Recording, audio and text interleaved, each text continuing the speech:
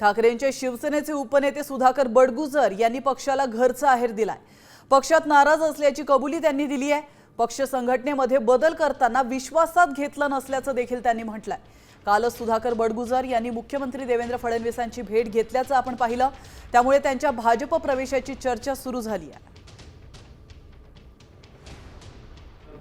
बदल झाल्यानंतर त्यावेळची परिस्थिती नाराजीची होती।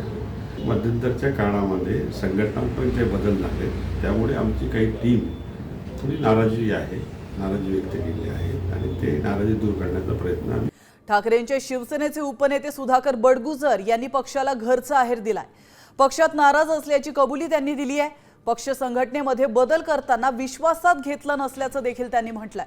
कालच सुधाकर बडगुजर यांनी मुख्यमंत्री देवेंद्र फडणवीसांची भेट घेतल्याचं आपण पाहिलं, त्यामुळे त्यांच्या भाजप प्रवेशाची चर्चा सुरू झाली आहे।